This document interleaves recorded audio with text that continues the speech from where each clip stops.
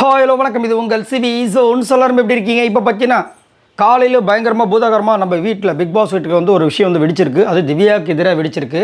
அதுக்கு நிறைய பேர் வந்துட்டு நீ தான் பேசணும் அப்படின்ற மாதிரி ரம்யாவும் தூண்டுறாங்க.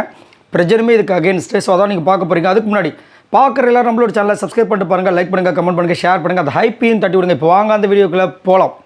ஸோ காலையிலேருந்து பார்த்தீங்கன்னா ஒரு சம்பவம் வந்துட்டு போயிட்டு இருக்கு. என்னென்னா தூக்கம். காலையிலே நாய் குலைச்சா எப்படி இருக்கும்? செம்ம காண்டாக இருக்கும்ல. பிக் பாஸ் நேற்றே வந்து அவ்வளோ விஷயங்கள் திட்டி வெறுப்பாகி வெளியில் வந்துட்டு ஒரு இன்ஸ்டாவில் அதாவது ஒரு சோஷியல் மீடியாவில் ஒரு போஸ்ட் போகிற அளவுக்கு அவர் வந்துட்டு காண்டாக இருக்காருன்னா அப்போ எந்த அளவுக்கு டென்ஷன் இருப்பாருங்க. இப்போ காலையில் பார்த்தீங்கன்னா பெட்டில் உட்காந்து தூங்கிட்டு இருக்காங்க. திவ்யா தூங்கினதான் வந்துட்டு பிரச்சனையே சொல்கிறார். திவ்யா தூங்கினதை நான் பார்த்துன்னு காணவனதான் சொல்கிறாரு. ஆனால் திவ்யா நான் ஒத்துக்கவே முடியாது, என்னால் சாரி கேட்க முடியாது அப்படின்னு ஒரு பிரச்சனை. அந்த பக்கம் பார்த்தீங்கன்னா ஒரு 5 பேர் பெட்டில் இருக்காங்க. அன்பு கேங் அப்படியே தான் இருக்காங்க. கூட அரோராவும் இருக்காங்க, ஆதரியும் இருக்காங்க. அன்பு கேங் தான், ஆதரியும் இல்லை. ரைட்டு. இப்போ என்னென்னா அவங்களாம் வந்து இவங்க போயிட்டு அவங்கக்கிட்ட என்ன சொல்கிறாங்கன்னா, நான் பார்த்தேன் நீங்கள் தூங்கலைன்றது ஓகே, ஆனால் அவங்க வினோத் சொன்ன காரணத்தினால சாரி கேட்க முடியாதுன்னு சொல்கிறாங்க. இப்போ நான் என்ன பண்ண போகிறேன், உங்கள் 4 பேர் அங்கே வந்து நிறுத்த போகிறேன். நீங்கள் 4 பேர் வந்துட்டு நாங்கள் தூங்கலைன்னு அவங்க முன்னாடி சொன்னால் தான் அவங்க நம்புவாங்க, அப்போ தான் அவங்க சாரி கேட்பாங்கன்னு இவங்களோட ஐடியா.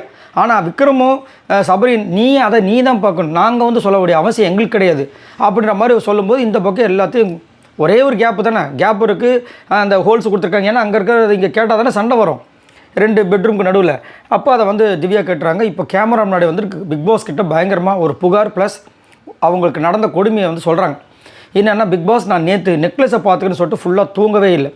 உண்மைதான், அவங்க வந்து தூங்காமல் இருந்தாங்க. அதுக்கப்புறம் டாஸ்க்கு, அதுக்கப்புறம் செம்ம ஃபைட்டு. ஸோ நிறைய விஷயங்கள் இருக்குது, அதனால் இருந்தேன். ஆனால் இப்போ நான் தூங்கலை. ஃபுல்லாக வந்து எனக்கு வந்து ஒரு மாதிரி ஒரு இதுவாக இருந்துச்சு, ட்ரௌசினஸ் இருக்கும் ஒரு அதனால தான் நான் இப்படி வச்சுருந்தேன். நீங்கள் கூட கேமரா செக் பண்ணிக்கோங்க. ஆனால் இங்கே வந்து எனக்கு எதிராக வந்து ஒரு பெரிய இது விஷயம் நடக்குது.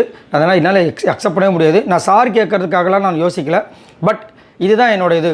நான் வந்து என்னால் சாரி கேட்க முடியாது. ஏன்னா நீங்கள் வேணால் கேமரா செக் பண்ணி பாருங்கள் அப்படின்ற மாதிரி ஒரு விஷயத்தை வச்சு இங்கே வந்து எனக்கு எதிராக வந்து ஒரு சில விஷயங்கள்லாம் போயிட்டுருக்கு.